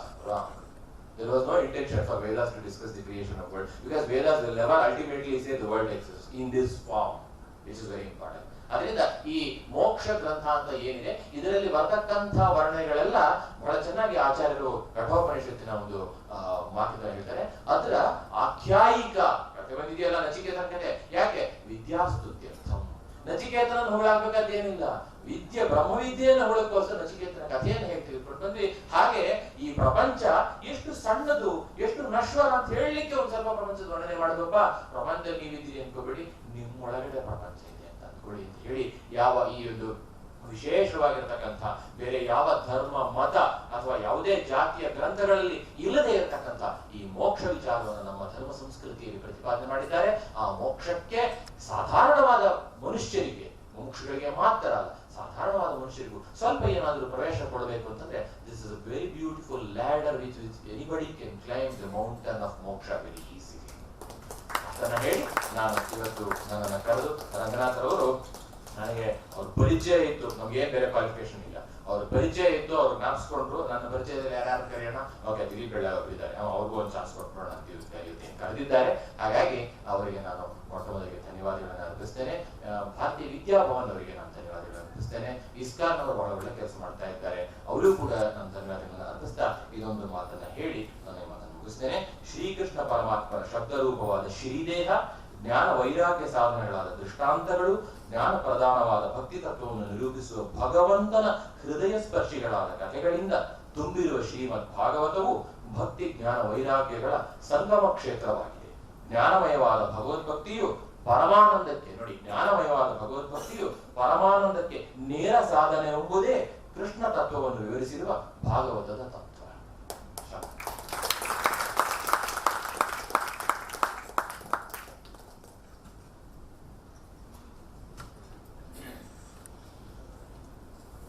ಭಾಗವತದ ಬಗ್ಗೆ ಇನ್ನು ಇವ್ರಿಗಿಂತ ಇನ್ನು ಹೆಚ್ಚು ಯಾರು ಜಸ್ಟಿಸ್ ಮಾಡಕ್ ಸಾಧ್ಯ? ಮೋಟಗಾನಹಳ್ಳಿ ರಾಮಶೇಷ ಶಾಸ್ತ್ರಿಗಳು ನನ್ನ ಮಾತಾಮಹರು ಅಂತ ಹೇಳಿಕೊಂಡು ಆ ಪರಂಪರೆಯಲ್ಲಿ ಬಂದಿರತಕ್ಕಂಥವರು ಭಾಗವತ ಕುಲೋತ್ತಂಸರವರು, ದಿಲೀಪ್ ಬೆಳ್ಳಾರೆ ಅವರು. ಅದರಿಂದ ಅವರು ಭಾಗವತದ ಮೇಲೆ ಮಾತಾಡದೆ ಇದು ಯಾರು ಮಾತಾಡೋದಕ್ಕೆ ಸಾಧ್ಯ? ಅದು ಒಂದು ಕಾರಣ. ಎರಡನೇದು, ಪೂರ್ವಾಗ್ರಹಗಳಿಲ್ಲದೆ ಇರತಕ್ಕಂಥ ವಿಷಯವನ್ನ ನಿರ್ದಿಷ್ಟವಾಗಿ, ನಿರ್ದುಷ್ಟವಾಗಿ, ನಿಷ್ಕೃಷ್ಟವಾಗಿ ನಿರೂಪಣೆ ಮಾಡೋದ್ರಲ್ಲಿ ಅವ್ರು ಎತ್ತಿದ ಕೈ. ಆ ದೃಷ್ಟಿಯಿಂದಲೂ ಕೂಡ ಅವರಿಗೆ ಬಂದಿರತಕ್ಕಂಥದ್ದು ಅತ್ಯಂತ ಸಮಂಜಸ. ಮತ್ತೆ ಭಾಗವತ ಅನ್ನೋದಕ್ಕೆ ನೋಡಿ, ನಾವು ಸಾಮಾನ್ಯವಾಗಿ ಏನ್ ಹೇಳ್ತೀವಿ, ಯಾವಾಗ ಓದ್ಬೇಕು ಭಾಗವತ ಅಂತ. ಯಾವಾಗ ಓದಿದ್ರು ಪುಣ್ಯವೇ, ಅದು ಬೇರೆ ವಿಷಯ. ಅದರ ಬಗ್ಗೆ ಒಂದು ಚಾಟು ಶ್ಲೋಕ ಇದೆ. ಪ್ರಾತರ್ದ್ಯೂತ ಪ್ರಸಂಗೇನ ಮಧ್ಯಾಹ್ನೇ ಸ್ತ್ರೀ ಪ್ರಸಂಗತಃ ರಾತ್ರೌ ಚೋರ ಪ್ರಸಂಗೇನ ಕಾಲೋ ಗಚ್ಚತಿ ಧೀಮತಾಂ ಅಂತ. ಇದನ್ನ ಪಾಶ್ಚಾತ್ಯರು ಹೇಳೋ ಹಾಗೆ ಇದ್ದಿದ್ದ ಹಾಗೆ ಅರ್ಥ ಹೇಳ್ಬಿಟ್ರೆ ಬಹಳ ಕಷ್ಟ ಆಗುತ್ತೆ. ಬೆಳಿಗ್ಗೆ ಜೂಜಾಡೋನು, ಮಧ್ಯಾಹ್ನ ಹೆಂಗಸರ ಜೊತೆ ಇರೋನು, ರಾತ್ರಿ ಕಳ್ತನ ಮಾಡೋನು ಮಹಾತ್ಮ ಅಂತ. ಹೊರಗಿನ ನೋಟಕ್ಕೆ ಜೂಜ್ ಬಂದಿದ್ದು ಮಹಾಭಾರತದಲ್ಲಿ. ಮಹಾಭಾರತ ಬೆಳಗ್ಗೆ ಓದು ಅಂತ. ಸೀತಾಪಹರಣ ಆಗಿದ್ದು ಮಧ್ಯಾಹ್ನ ರಾಮಾಯಣ ಓದು ಅಂತ. ಶ್ರೀಕೃಷ್ಣನ ಬಾಲಲೀಲೆಗಳು, ಅವನ ಚೌರ್ಯ ಪ್ರಸಂಗ ರಾತ್ರಿ. ಅದರಿಂದ ರಾತ್ರಿ ಭಾಗವತ ಓದು ಅಂತ ಇರೋದು. ಅದು ಅಂತರಾರ್ಥ. ಈ ರೀತಿಯಾಗಿ ನಾವು we go only the literal sense and not literary sense, let alone philosophical sense, because we don't have sense. ಅದು ಅಲ್ಟಿಮೇಟ್ ಪ್ರಾಬ್ಲಮ್ ನಮ್ಗೆ ಆಗ್ತಕ್ಕಂಥದ್ದು. ಮತ್ತೆ ಕೃಷ್ಣ ಪರಮಾತ್ಮ ಮತ್ತು ಗೋಪಿ ವೇದ ಎಂಬತಕ್ಕಂಥದ್ದು ಒಂದು ಅತ್ಯಂತ ಸಮಂಜಸವಾಗಿರ್ತಕ್ಕಂಥ ರೀತಿಯಾಗಿ ಅವರು ಹೇಳಿದ್ದಾರೆ. ಅದಕ್ಕೆ ನೀವು ಯಾವಾಗಲೂ ಕೂಡ ಮಥುರೆಗೆ ಹೋದ್ರೆ ರಾಧೆ ರಾಧೆ ಅಂತ ಕರೀತಾರೆ ಹೊರತು ಕೃಷ್ಣ ಕೃಷ್ಣ ಅಂತ ಕರೆಯಲ್ಲ ಅವರು. ಸೊ ಅದರಿಂದ ರಾಧೆಗೂ ಒಂದು ಸ್ಥಾನ ಇದೆ ಅನ್ನೋ ದೃಷ್ಟಿಯಿಂದ ನಾವು ಮರಿಬಾರದು. ರಾಧಾ ಪಂಚಾಶತ್ ಎಂಬುದಾಗಿ ರಸಿಕ್ ಬಿಹಾರಿ ಜೋಶಿ ಎಂಬತಕ್ಕಂಥ ದಿಲ್ಲಿ ವಿಶ್ವವಿದ್ಯಾಲಯದ ಪ್ರಾಕ್ತನ ಪ್ರಾಚಾರ್ಯರಾಗಿದ್ದಂತಹ, ಆಚೆ ಮೊನ್ನೆ ಈ ಕಾರ್ಯಕ್ರಮ ಉದ್ಘಾಟನೆ ಮಾಡಿದಂತಹ ಪ್ರೊಫೆಸರ್ ಸತ್ಯವ್ರತ ಶಾಸ್ತ್ರಿಗಳ ಸಹೋದ್ಯೋಗಿಗಳಾಗಿದ್ದಂತಹ, ಸಹವಾಗಿ ಇಬ್ಬರು ಪದ್ಮಶ್ರೀ ಪಡ್ಕೊಂಡಂತಹ ಸಮಯದಲ್ಲಿ ಅವರು ರಾಧಾ ಪಂಚಾಶತ್ ಎಂಬುದಾಗಿ 50 ಶ್ಲೋಕಗಳಲ್ಲಿ ಬರೆದಿರ್ತಕ್ಕಂತಹ ಗ್ರಂಥಕ್ಕೆ ಸಂಸ್ಕೃತ ಸಾಹಿತ್ಯ ಅಕಾಡೆಮಿ ಪುರಸ್ಕಾರ ದೊರಕಿರ್ತಕ್ಕಂಥದ್ದು ತಮ್ಮ ಗಮನ ತರೋದಕ್ಕೆ ಈ ಸಂದರ್ಭದಲ್ಲಿ ಇಷ್ಟಪಡ್ತೀನಿ. ಮುಖ್ಯವಾಗಿ ಇಲ್ಲಿ ಪಿಬತ ಭಾಗವತ ರಸಾಯನಂ ಭುವಿ ಭಾವುಕಾಹ ಎಂಬ ಶ್ಲೋಕ ನಾವು ಮರಿಬಾರದು. ನಾವೆಲ್ಲ ಭಾವುಕರಾಗ್ಬಿಡ್ತೀವಿ ಭಾಗವತ ಓದ್ತಾ ಹೋದ್ರೆ. We are simply carried away on account of the great devotion which ultimately gets culminated into knowledge. ಅದಕ್ಕೇನೆ ರಾಜಾಜಿ ಅವರು ಶಂಕರ ಭಗವತ್ಪಾದರ ಭಜಗೋವಿಂದ ಸ್ತೋತ್ರವನ್ನ MS ಸುಬ್ಬಲಕ್ಷ್ಮಿ ಅವರು ಹಾಡಿರ್ತಕ್ಕಂಥ ಆಡಿಯೋ ಕ್ಯಾಸೆಟ್ ಇಂಗ್ಲಿಷ್ ಅಲ್ಲಿ ವ್ಯಾಖ್ಯಾನ ಮಾಡುವಾಗ ಒಂದು ಮಾತು ಹೇಳ್ತಾರೆ, ಭಕ್ತಿ ಇಸ್ ಜ್ಞಾನ ಅಂಡ್ ಜ್ಞಾನ ಇಸ್ ಭಕ್ತಿ ಅಂತ ರಾಜಾಜಿ ಅವರ interpretation. Therefore, ultimately, bhakti culminates into ಜ್ಞಾನ. ಸ್ವಸ್ವರೂಪಾನುಸಂಧಾನಂ ಭಕ್ತಿ ನಿತ್ಯವಿಧೀಯತೆ. ವಿವೇಕ ಚೂಡಾಮಣಿನಲ್ಲಿ ಶಂಕರರು ಕೂಡ ಅದೇ ಮಾತನ್ನೇ ಒತ್ತಿ ಹೇಳಿರ್ತಕ್ಕಂಥದ್ದು.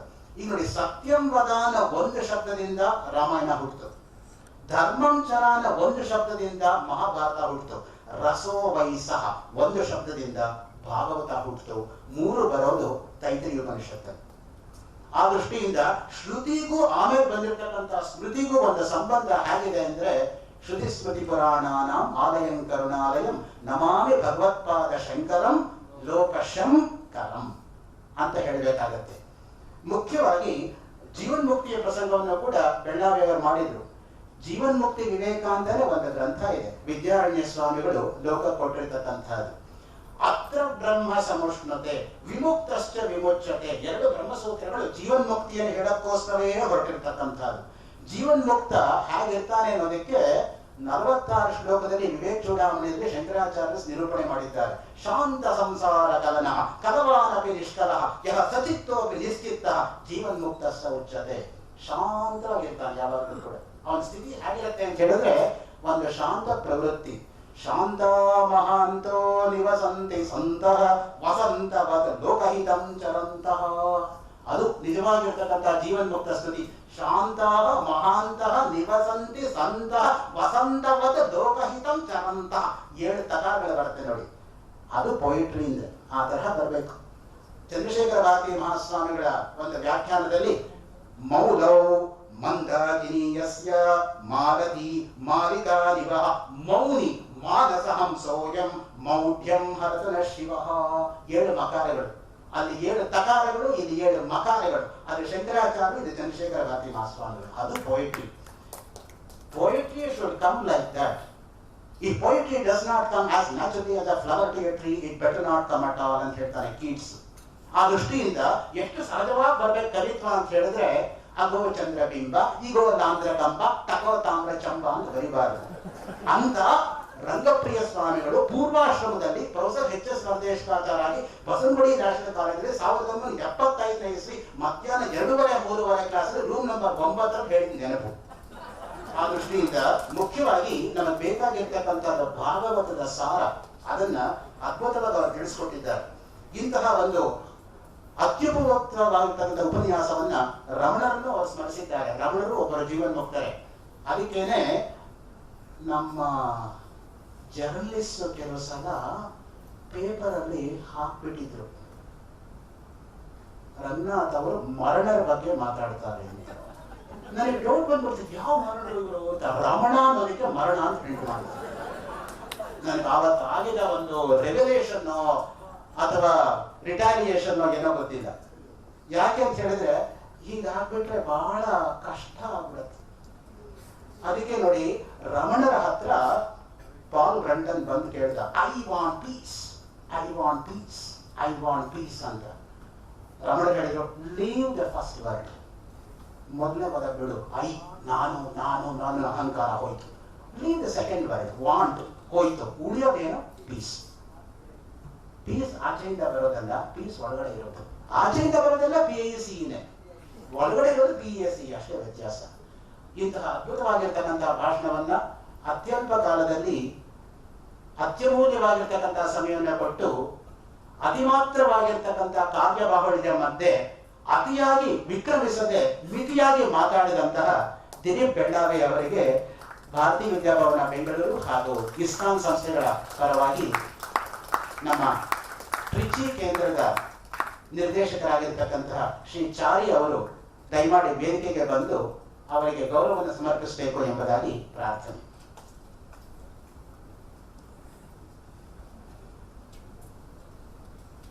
Shri Chari, who heads the Bharati Vidya Bhavan and Trichy, is doing yeoman service to Indian culture from that particular branch. We are grateful that he has participated in this entire seminar in spite of his very busy schedule.